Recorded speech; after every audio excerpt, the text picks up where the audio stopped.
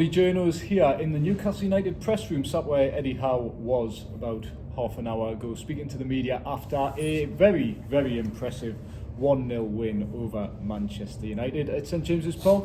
Third straight win over Manchester United. The home form continues. It's the first time Newcastle beat Manchester United 3 times in a row since 1922. Great stat. Stat man. Yeah, and Anthony Gordon with the goal. And all in all, lads, a great day or great evening for Newcastle United. Yeah, I'm buzzing, to be honest. Really, really happy. I mean, what more can you say about this group of players? It's a remarkable group of players that Newcastle United have got. Everything you'd want from a squad. We said that in midweek after the Paris Saint-Germain game, and this result emphasised it even more. 3 times Eddie Howe was at a name unchanged start 11. Obviously got no bench, and yeah, the physical effort they put in over the last 3 games to play against 3 top class teams is incredible. And yeah, the result tonight was thoroughly deserved. I think the last time Newcastle played Manchester United here in April, I think it was, or March, whatever, they dominated. But today, if that was domination, this was utter domination, because for 80 minutes, I say, of that game, Newcastle absolutely battered Manchester United. They only had the 1 goal for Anthony Gordon, but look, let's be honest, lads, it could have been 5 or 6 really. They had that amount of chances. I think it was a 30 odd shots at goal in the end. Manchester United had 1 shot on target all game. That was in the first half. So yeah, utter domination, and yeah, it became a little bit nervy in the final 10 minutes, as you'd expect, I suppose, because I just mentioned the players there, 1 to 11. They essentially played 3 games in a week. Of course, they were going to tire. The Nick Pope, which I'm sure we'll come on to, that injury blow threatened to impact Newcastle, but more on Dubravka came on and was actually beaten at one point through Anthony's deflected shot of Harry Maguire. Thankfully, Harry Maguire was in an offside position. If that had have counted, it would have been absolute robbery. Perhaps maybe not a bigger robbery than PSG in midweek, but it would have been scandalous if Manchester United had walked away with a point. So, Newcastle's performance today, you can't credit them enough for what they've given physically, and to show that little bit of quality as well throughout the game. I think a bit of a rest now. Everton have deserved that, and yeah, they go again on Thursday. For me, it's how many times can they keep going to the well? Keep going to the well and just coming back with more and more and more. They've played 3 Champions League clubs in the last week, and bar 1 dodgy decision, should have had 3 wins, and should have probably conceded 1 goal. That is, just put that into context. That is an incredible week. In a two and a bit years of Eddie Howe, there probably haven't been all too many weeks like this at this level. Of course, Chelsea aren't the team that they have been over the last 20 years, really. But they're still a quality side. They're still a quality operator who was in the Champions League not all that long ago. Winners of the Champions League not all that long ago. With arguably one of the top 5, probably maybe top 10 managers on the planet. Mauricio Pochettino. There's still some quality players. Internationals galore. PSG. Arguably some of the greatest players on the planet, with probably the greatest footballer on the planet. And Manchester United, yes, they're not the Manchester United of old, but they're still Manchester United. They're still Manchester United, who were ahead of Newcastle United in the Premier League, who finished ahead of Newcastle United in the Premier League last season, beat them in a cup final. They're bloody good Manchester United. They're a bloody good club, really. They're not the Manchester United of old, but they're still a tough ask to go beat a team like that. And to have done all that in 3 weeks with a 17-year-old playing in midfield who barely kicked a Premier League ball previous to that, playing with a right back, playing left back, who has just been a revelation. I continuously talk about the idea, we've joked before about maybe Sean Longstaff should be thinking about Gareth Southgate's thinking. Anthony Gordon underlined that today, but nobody's talking about the fact that Tino Livramento is arguably one of the most informed fullbacks in the Premier League at the moment. If he continues in this trajectory, the Euros draw was made on Saturday. It would be hard to think of an England squad where you wouldn't have somebody like Tino Livramento in, who can play on your right hand side and your left hand side, give you legs if you need it, can defend brilliantly, is class one-on-one. just the way he strides into spaces, overlaps. I mean, he's just an absolute phenomenon. I think everybody expected he would be good. I don't think anybody really expected he'd be this good and playing at this level. Anthony Gordon, who played in front of him, look, it probably wasn't his best day today. It probably wasn't in the performances he's had since probably that last day of the season. But he's now got his 7th goal in 21 games for Newcastle United. He's getting forward stats, the amount of goals he's scoring. He'd only scored the same amount of goals, 7, in all of his career previous to that. That just shows the rich vein he's in and how key he is to this team. We started the season not knowing whether Anthony Gordon really fitted into this side. I think that was the question mark. You couldn't pick a Newcastle United team without Anthony Gordon in it. He'd play anywhere in this team quite easily. An incredible player. Kieran Trippier for me today probably had an iffy 5 minutes where Garnacho got in behind in the first half, but apart from that, gave Man United hell down that right hand side. Bruno was finding him at will, just overlapped. Another assist to add to his growing list this season. And a player, I'm talking about Newcastle doing this, going back to the well. We're talking about a 33-year-old fullback who's playing. He looks like a 19-year-old the way he strides up that right hand side from minute 1 to 90, constant. And it is just an incredible one. Bruno, I know this video probably isn't going to be too long a one tonight, but for me, I can't talk about that performance without talking about Bruno Guimaraes. Regular watchers of the Geordie journals will know that you'll find few bigger fans of the Brazilian than me. I absolutely love him as a footballer, as a character. I think in my opinion in this last week we're arguably seeing the absolute very best of Bruno Guimaraes.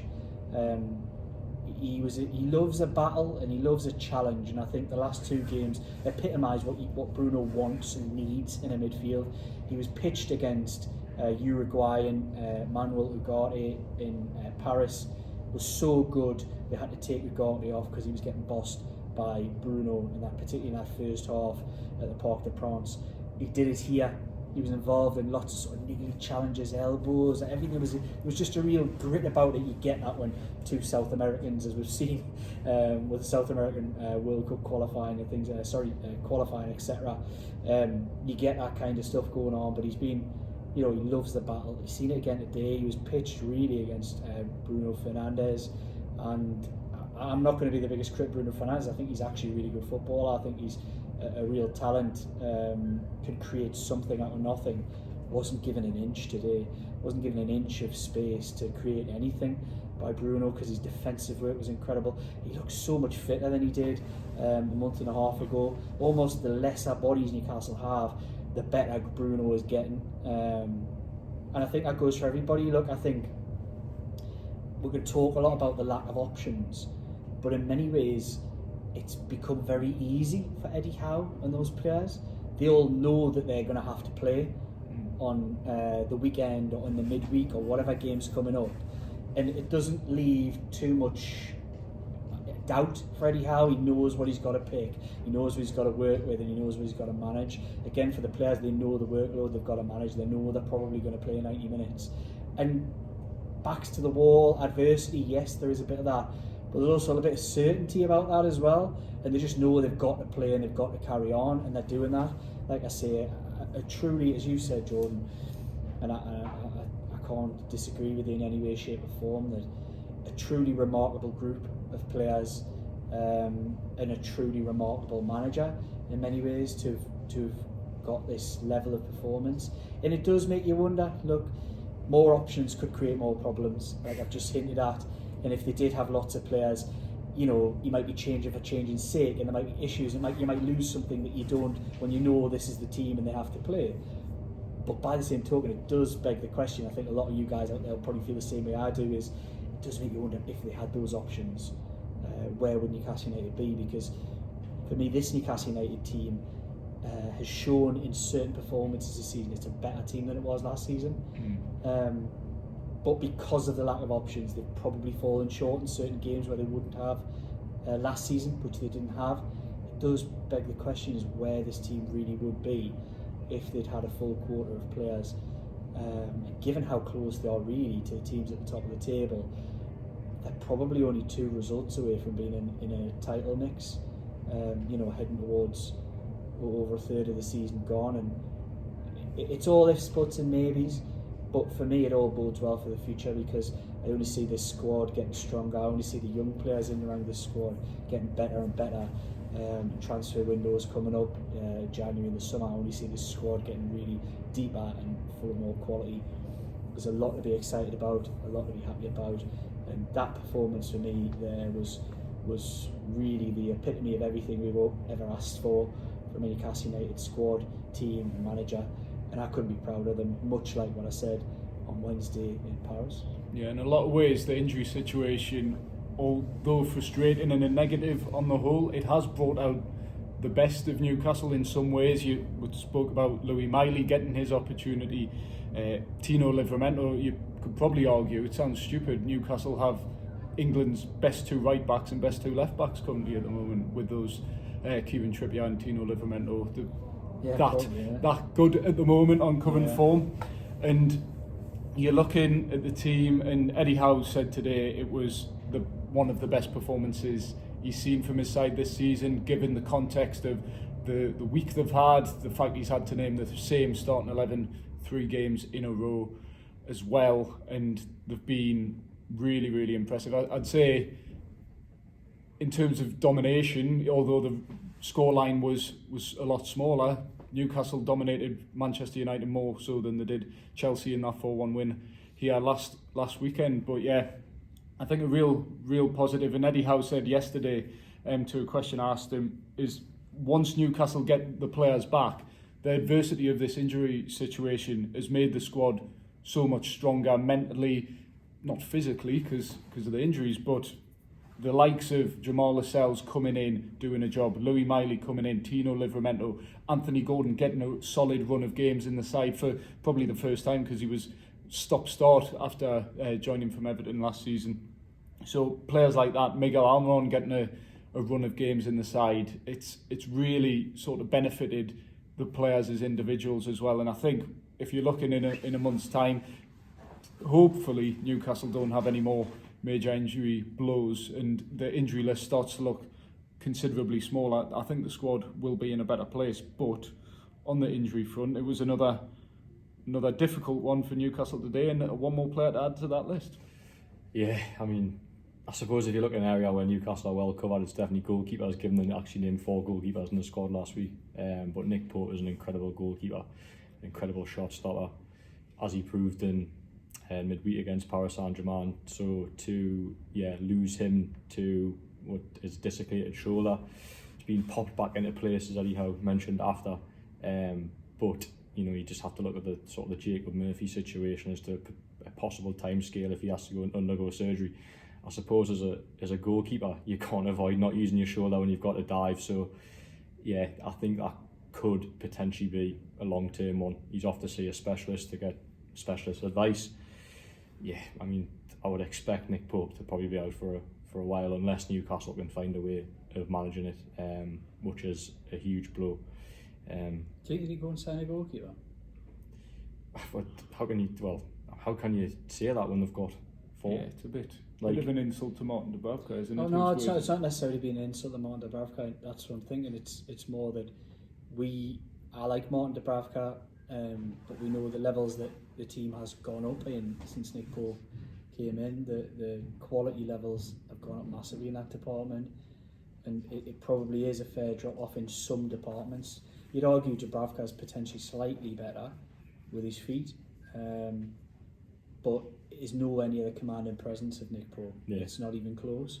I like Martin Dubravka, there's no criticism, but it is a considerable drop off. Even though Dubravka's a good number 2, you would argue, do they maybe need to go and get another one? You've got Loris Karius as well, who every time he's played for Newcastle, albeit very little, he's done well, hasn't he? I mean, he played in Saudi Arabia in December. Okay, it was against a depleted Al Hilal team, but looked comfortable. And in pre-season as well, he played a couple of games. I think it was Rangers.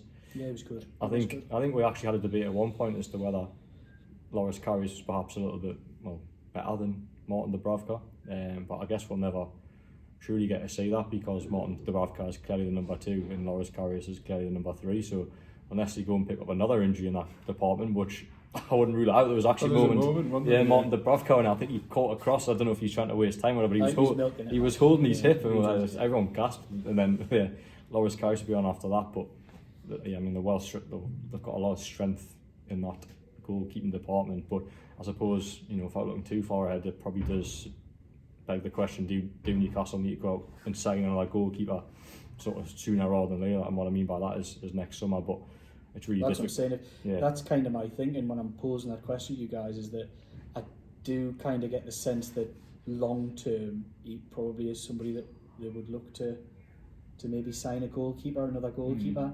Do you almost expedite those plans and say, right, well actually if Nick Pope, because we talked about the problem was obviously Dan Burns had one that he's just continued to play with. Jacob Murphy had one that looks, what was that, about 3 months? 3 months. For an outfield player. I'm no medical expert, but I would suggest 3 months might be on the light side for a goalkeeper, given that the prominence of basically using your levers, your arms, much more than what you would as an outfield player.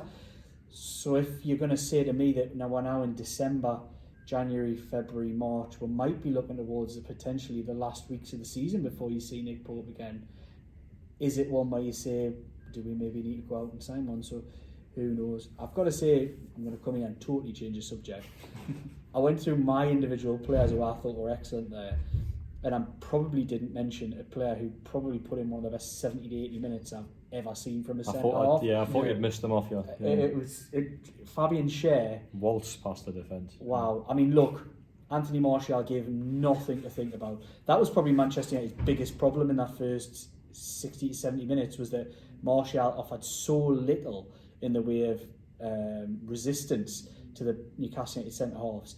It basically allowed Fabian Schar to play almost as a midfielder. The way he strode forward. Box to box centre-back. It's a new position. Newcastle United's first ever box-to-box centre-half. What an incredible guy. I think we've made a video on this previously about saying like how incredible a player he is, and the fact he doesn't really have a song and doesn't really get lauded. And I think everybody almost overlooks him. I even just almost overlooked him in that. But such is Fabian Schar's level of performance now. I think there's very few central defenders in English football at the moment in the vein of form that Fabian Schar has shown. He's been that vein of form for so long. Since the start of last season, I'm struggling to think of many central defenders who've been at that level in English football, and he doesn't get the praise, like you say. There'll be no pundits from outside of this area looking at it and saying, "Wow, Fabian Schar should be in the Premier League's team of the season." He wasn't even in the conversation last season, and he was arguably Newcastle's best player. Again, we'll hear people talk about Kieran Trippier. We'll hear people talk about Anthony Gordon. We'll hear people talk about Tino Livramento. I'm sure in time, nobody will mention Fabian Schar. What a player! But it's probably a big statement, but I generally think he's world class. I really do. I think he's world class.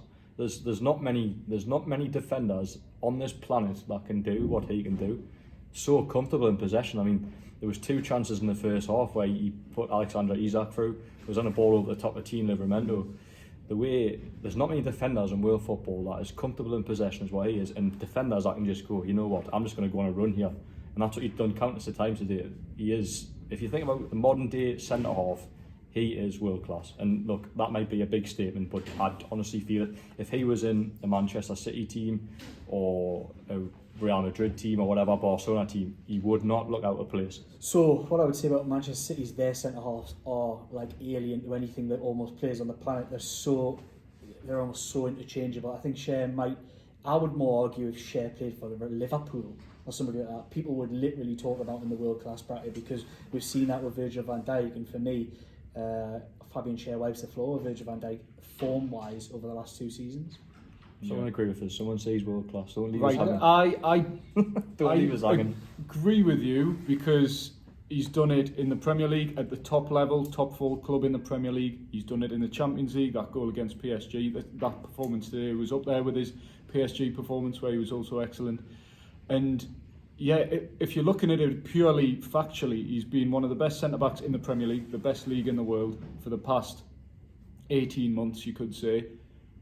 And he's performing in the Champions League, the best club competition in the world. So if you look at that argument, is he world class? On current form, yes he is. It just seems a bizarre thing to say when 2-3 years ago he couldn't get in a Newcastle team battling relegation. Yeah. But that just says everything about the progress that has been made and the job Eddie Howe has done. I think Fabian Schar is a world class player playing for Newcastle United under Eddie Howe. But if you look potentially at international level with Switzerland, he can't quite cement his place in that Switzerland team, a very competitive back line. And I think if he was genuinely world class, like at all levels, he'd be one of the first names in that Switzerland team. But Manuel Akanji is... Sorry, scarily good. You were going to come on to Akanji there. Akanji and Schar. Like, that is a scarily good centre-half partnership. Dark horses for the Euros. Yes. Obviously, if you don't... I don't know the intricacies of the way that Switzerland play, etc. But both. I love Manuel Akanji. I think he's a really, really good centre half. Can slot in anywhere across the back four, almost very much like every single one of those Pep Guardiola central defenders. That's where Fabian Schar probably couldn't. But yes, it's just people sleep on Fabian Schar all the time. Like they just don't get people from outside just don't get what Newcastle fans talk about when you hear them, all the media here. But he's been one of the cornerstones of the success story here at St James's Park under Eddie Howe and over the last 2 years, and long may it continue. Yeah. Anything else? Any other tangent you want to take us on, Liam? Because we're going to do it short, and then Fabian Schar sweeps like he does, and takes it over the 20-minute mark. Yeah, I think my only last thing I would want to say is we still don't really know. I keep feeling like this team can't keep going to the well. That there is going to be a time where, and I'm going to be honest, this is just my personal opinion. Am I being Mr. Negative here? I do fear for the Everton and the little run, the Everton and Tottenham away games. I think it's going to be really tough for Newcastle to go and get results in those two games. You know, if Tottenham are going through this injury crisis, media darlings, by the way, as I tweeted out, if anybody's seen it, I've heard so much from Sky Sports, etc., about Arsenal this, Tottenham that, Arsenal this. I've heard nothing but how they're the media darlings of the country. I think, like, literally Newcastle, they went at level on points with them. Ahead of them. And they've had less, they've had less injuries than Newcastle United have had this season. By far, although they've had key injuries, Newcastle United have lost key players every juncture this season and have managed to maintain a level of performance and level of results which Tottenham have dropped off when they've lost a few key players. And that's just a sign of where the two teams are. They don't even have European football to worry about. So for me, Newcastle United's performance, I think, when you underline what they've done today, unless Tottenham go and produce a remarkable result this weekend, I will throw that out there. Newcastle United's season has far outstripped what Ange Postecoglou and Tottenham Hotspur have done this season. Doesn't even come close. Without European football as well. Without European football, level on points. But judging by the media reaction to what we've seen this season, you'd think Tottenham had won the treble. It's been an incredible way. Same with Arsenal as well. Newcastle United have went and trumped performances of any team in England, I think, so far this season. And it just begs to, if they'd had things go their way on the injury side of things, which largely they had a lucky season last season in that respect. With injuries, they didn't have the levels anywhere close to the levels they've had this year. It just begs to think, where they could potentially be. But I do wonder that it's going to be a tough place to go, Goodison Park on Thursday night. And then it's always a tough place, although it's been quite a happy hunting ground in recent years. It is always a tough place to go, Tottenham, and get a result. And I think those games coming so close to each other might pose a tough challenge. And I would argue, given they've got themselves in this position in the Premier League, that almost of the next three games and the prominence that the Champions League's now taken after that amazing result and performance in Paris, almost you'd say AC Milan kind of, and I very rarely say anything takes priority over the Premier League. You'd almost say that AC Milan result is the one that you'd really want to secure if you had to choose between the next three games. Yeah. Right? Yeah, I think that's... I just thought of one more thing to wrap up. we arrived at the ground really confident Newcastle was going to win. I know, And yes. Jordan points out Spider Cam at St James's Park. And anyone who pays attention, Spider Cam, Newcastle don't often lose at St James's Park, but when they do, there's a Spider Cam flying around. So they've broke that hoodoo, and that's a real positive note. Yeah. to end. I hate it. It's so low. Spider Cam in the bin. It's weird. Like, it's so low. I think it's genuinely off-putting. Imagine you seeing that thing just in your peripherals if you're going up for a header or anything. Well, we thought it was going to It's fly really in at the back odd. post, didn't we? Get in the bin, Spider Cam. It doesn't provide that much of a better angle. Come on, come in the comments and tell us if I'm talking rubbish. I sometimes do. Spider Cam in the bin, please. Right, let's wrap it up there. Liam, Take it away. T's and C's. T's and C's. You love this part, you do. You love this part. I thought you would have taken it off us today. No, I didn't want to. I wouldn't deny you that. Like, comment, share, subscribe. You know, if you love the Geordie Journos, just click that bell and you'll get every bit of content that we do, whether that be your shorts, your lives, a bit of a shorter live today because my phone nearly went out of charge. But you'll get all of this and the analysis videos us three do together, whether that be from press conferences or whether that be from games. Everybody's leaving St James's Park apart from us here tonight. Bear in mind, I'll timestamp this 12:15 now.